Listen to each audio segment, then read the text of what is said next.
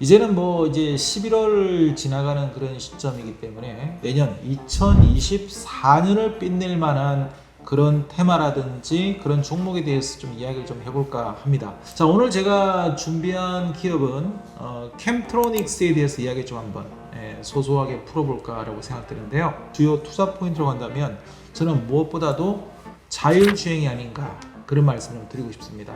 그에 대한 이야기도 좀 오늘 곁들여 볼까 생각 중인데요. 일단 기본적으로 캠트로닉스 같은 경우에는 크게 세 가지 사업 부문으로 나눕니다. 화학 사업부가 있고요, 전자 사업부가 있고, 그리고 이제 태양광 사업부가 있는데, 사실 태양광 사업부 같은 경우에는 그 매출 규모가 너무 미미하기 때문에 여기서는 뭐 태양광 사업부는 다루지 않는 걸로 그렇게 하죠. 일단 화학 사업부 쪽 같은 경우에는 일반적인 어떤 케미칼 분야라든지 어떤 식각 쪽이라든지, 그리고 또 PGMEA, 또 IT라든지 공업용 소재 쪽을 주로 다루고 있는 그런 분야라고 볼 수 있겠고요. 그리고 전자 쪽 같은 경우에는 전자 부품 쪽이라든지 무선 충전, 그리고 자율주행 뭐 이런 쪽을 주로 다루고 있다고 보시면 되고, 국내 최대 삼성전자나 삼성 디스플레이를 또 주요 고객사로 가지고 있는 만큼 특히 삼성의 어떤 그 행보에 또 우리가 초점을 좀 많이 맞춰봐야 될 것 같습니다. 그러면 과연 이런 케미칼, 화학 분야 쪽에서 어떤 그런 경쟁력을 갖추고 있는 것인가, 이 부분을 좀 생각을 해봐야 될 것 같습니다. 계속해서 그동안 뭐 2019년도까지만 하더라도 일본에서 수입을 해왔습니다. 일본에서 수입을 해서 캠트로닉스가 또 여러 가지 공정을 좀 거쳐가지고 나름대로 삼성에다 공급하고 이런 식으로 진행이 좀 되었는데, 2019년도 여러분들 기억하고 계시지만 7월이죠. 다들 아실 겁니다. 당시에 이제 우리나라 그 전 대통령이었던 문재인 대통령이 그 G20 오사카에서 열린 G20에 참석을 했다가 당시 또 아베 일본 총리하고 악수, 우리 뭐 유명하죠. 뭐 10초 악수 뒤에 엄청난 것을 발표했다라는 건데, 그때 발표했던 것이 그 반도체 디스플레이 핵심 3대 소재에 대해서 이제 수출을 우리나라에 금지한다, 뭐 그런 조치를 발표했습니다. 우리로 볼 때는 청천벽력 같은 그런 소식이었죠. 그동안 일본을 통해 가지고 이 PGMEA를 다 이렇게 수입을 해 가지고 정제 처리를 한 다음에 삼성에 공급을 했지만 그 루트가 끊겨버렸습니다. 자, 이때부터 캠트로닉스가 자체적으로 PGMEA 개발에 나섰고요. 결국 PGMEA 99.999%의 5N에 해당되는 고순도의 PGMEA 개발에 국산화에 성공하게 되면서 동사의 어떤 그런 경쟁력에 굉장히 큰 힘을 보태주게 되었습니다. 그래서 이런 부분 자체만 보더라도 캠트로닉스가 가지고 있는 기술력적인 측면, 우리가 크게 높게 사야 될 부분이 아닌가 이렇게 말씀드릴 수 있을 것 같습니다. 자, 그리고 이제 우리가 뭐 실적적인 부분을 고려하지 않을 수가 없겠는데요. 동사의 그 화학 사업부에 들어가 있는 디스플레이 부분, 리지드 OLED라고 하는데, 우리가 리지드라는 것은 이제 좀 얇지만 좀 단단한 뭐 그런 어떤 부분들을 이야기하는 거죠.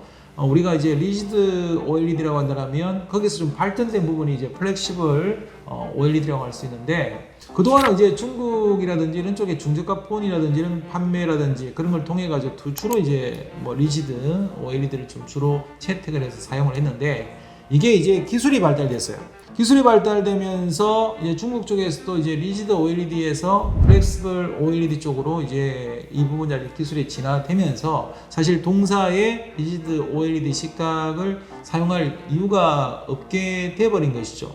이러다 보니까 아무래도 이 디스플레이 쪽 같은 경우에는 고정형의 어떤 그런 그 장비가 많이 들어가기 때문에 굉장히 또 비용적인 측면에서 적자를 키울 수밖에 없었다, 이렇게 보여집니다.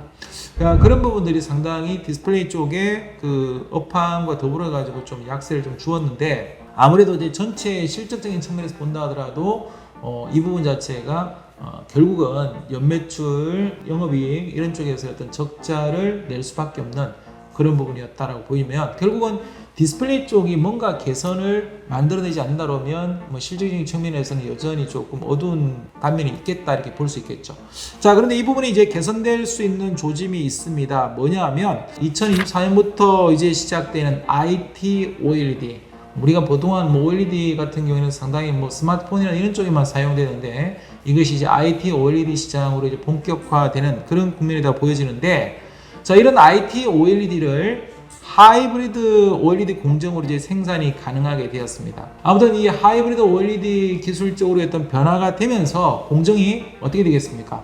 확대될 수밖에 없죠. 여러 가지 어떤 산업 전반의 기술 전반 발전하고 다 접목이 되는 부분인데, 이로 인해서 동사의 시각이라든지 그 다음에 후공정 물량까지 턴킨으로 이제 채택될 가능성이 높다, 이렇게 보기 때문에 이 부분에서 이제 내년도 2024년부터는 굉장히 디스플레이 부분에서도 실적 성장세가 이제 두드러지지 않겠나라고 보고 있는데요. 2024년도의 매출 사이즈 규모를 한 176억, 뭐 7억 이 정도 사이즈로 보고 있습니다. 그러다가 2년 뒤인 2026년이 되면 한 590억대까지 약 한 4배 가까이까지 또 동사의 매출이 크게 성장할 것이다 라고 보고 있습니다. 그래서 이런 부분만 보더라도 디스플레이 부분의 실적이 이제 상당히 개선이 될 수밖에 없다, 이렇게 보여드릴 것이고, 그렇게 될 경우는 전체 사이즈 실적도 결국은 턴어라운드 되고 실적 성장이 다시 본격화 될 것이다 라고 우리가 볼 수 있겠죠. 자, 그리고 이제 우리가 또 이제 주목을 가장 해봐야 될 가장 큰 부분 자체 중에 하나가 뭐겠습니까? 제가 볼 때는 일단 자율주행 쪽이 아니겠는가라고 생각됩니다. 우리가 자율주행에서 가장 주목해볼 만한 캠트로닉스의 경쟁력 있는 기술력은 뭐냐? CIPS라는 뭐 이런 뭐 협력형 교통 지능 시스템이다, 이렇게 볼 수 있겠는데요. 이미 아시겠지만 서울부터 판교, 뭐 세종시, 제주도 뭐 이렇게 해서 각 지자체별로 이 CIPS 구축 실증 사업의 핵심 업체로 동사 캠트로닉스가 참여를 하고 있는 그런 상황입니다. 그러다 보니까 굉장히 아주 단단한 그런 어떤 트랙 레코드를 계속 지금 생성하고 있는 그런 상황이기 때문에 우리나라가 앞으로 자율주행의 어떤 세계적인 국가로서 나서는 데 있어 가지고 동사가 또 해야 될 역할도 굉장히 큰데, 그도 그럴 것이 뭐냐면 캠트로닉스가 가지고 있는 핵심 기술 중에서 V2X 통신 모듈 기술이라는 게 있습니다. V2X, Vehicle to Everything이라고 하죠. 이 V2X 솔루션 기술 같은 경우에는 어떤 기술이냐면, 우리 여러분 이렇게 생각해 보시죠. 우리가 운전을 하다 보면 차량 대 차량, 그죠? 차량 대 차량, 그 다음에 뭐 차량이 운전하다 보면 앞에 무슨 사물이 뭐 앞에 나올 수도 있고, 어떤 지형에서 갑자기 튀어나올 수도 있고, 그리고 여러 가지 어떤 뭐 신호등이라든지 가지고 있는 여러 가지 인프라와의 어떤 서로 이렇게 소통할 수 있는 그런 통신의 어떤 수단이 만들어야 될 거 아니겠습니까? 그런 부분이 바로 이 V2X 통신 기술이라고 보시면 되는데, 국내 최초로 웨이브 통신 선도업체 NXP라고 여러분들 아마 들어보셨을 겁니다. 독일 업체로 알고 있는데, 이 NXP 반도체하고 공동으로 웨이브를 기반으로 한 V2X OBU를 개발했습니다. OBU, 온보드 유닛이라고 해갖고, 온보드 유닛, 차량에다가 탑재되는 그런 어떤 차량 탑재형 통신 모듈이라고 보시면 돼요. 그래서 앞으로는 이 캠트로닉스의 V2X 솔루션이 이제 자율주행차에 딱 장착이 되면 이제 뭐 여러 가지 어떤 레이더라든지 뭐 라이더라든지 카메라 같은 센서들과 함께 자율주행이 안전하게 이렇게 진행될 수 있도록 그렇게 도움을 주는 그런 역할이다라고 보시면 되겠습니다. 그래서 올 상반기에 300억 규모의 3자 배정을 통해서 상당히 큰 자금을 또 유치하게 되었습니다. 내부적으로 자금이 부족했던 건 아닌데 여러 가지 조건들에서 앞으로 뭐 해야 될 그런 미래의 어떤 성장 동력도 키우고 이렇게 해야 되기 때문에 300억에 대한 3자 배정을 받게 되는데, 우리가 보통 있지 않습니까? 주주 배정 유상증자보다 3자 배정을 호재로 보는 가장 큰 이유가 뭐겠습니까?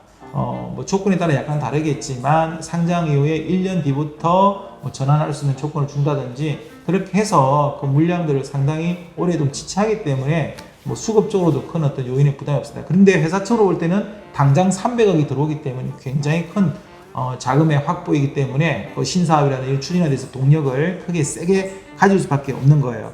그런데 이 3자 배정으로 300억을 유치하면서 일반적인 형태와 좀 달랐습니다. 신주를 상환 전환 우선주로 설정했어요. 저 RCPS로 받게 되었는데, 이 300을 받으면서 상당히 재밌는 부분이 있습니다. 어떤 게 있냐면 이 상환 진행 여부를 발행사인 캠트로닉스가 그것을 쥐게 되었어요. 권리를. 재무건전성 측면에서도 굉장히 강화가 될 수밖에 없고요. 보통 우리가 그 한국채택국제회계 기준을 보면 말이에요. 이 RCPS, 즉 상환 우선주 같은 경우에는 부채로 분류됩니다. 근데 부채로 분류되는데 발행사가 상환권을 가질 경우는 예외예요. 발행사인 즉 지금 캠트로닉스가 발행사지 않습니까? 발행사가 발행사가 상환권을 가질 경우에는 이것을 부채로 보는 것이 아니라 자본으로 봅니다. 그러니까 부채가 늘지가 않는 거죠. 그래서 발행사가 원할 때 갚거나 아니면 이거를 갚지 않아도 된다는 그런 점이 고려되어 있고요. 또 여기에다가 재밌는 게 뭐냐면 리픽싱 조항이 들어있지 않아요. 무슨 이야기냐? 우리가 보통 이제 그 3자병 받던 사람이 이제 자기 어떤 전환 조건이 있을 건데 그 1년 뒤에 뭐 하려고 하는데 주가가 올라가면 좋지만 주가가 떨어지는 경우도 있지 않습니까? 그때 그러면 우리가 그 처음에 발행받았던 금액 대비해 갖고 뭐 최대한 70%까지 뭐 리피싱 조건을 달아가지고 좀 더 많은 물량을 받는다든지 물량이 늘어날 수도 있지 않습니까? 그렇게 해가지고 자기들의 어떤 리스크를 완화시키는 그런 리픽싱 조항을 다는데 이 리픽싱 조항을 달지 않았습니다. 바꿔 말해가지고 이런 거죠. 우리끼리 하는 말로 뭐냐면 야 우리 회사에 돈 투자해 이게 아니라 당신 회사에 좀 투자 좀 해도 될까요? 300억 투자하고 싶은데요. 어떻게 안 될까요? 그래? 그럼 이런 조건인데 우리가 위한 조건을 다 가지고 있고 리피싱 조합도 못 주겠어. 그러고 할래? 그렇게 하겠습니다. 이거예요. 이해되셨나요? 그럼 바꿔 이야기하면 결국은 이 300억을 투자한 입장 쪽에서는 캠트로닉스가 향후에 올라가지 않으면 이득을 취할 수 없는 그런 구조다. 그러니까 주가가 내려가면 리피싱 조합도 없다. 이런 부분이에요. 그만큼 이 캠트로닉스의 그런 향후의 성장성에 대해서 굉장히 좋은 점수를 주지 않았나 저는 그렇게 보고 있습니다. 자, 아무든지 간에 오늘은 캠트로닉스에 대해서 한번 이렇게 요목조목 소소한 이야기를 좀 풀어드렸는데 여러분 투자에 도움이 되셨길 바라겠고요. 지금까지 한류 돈마니TV 유태영이었습니다. 감사합니다.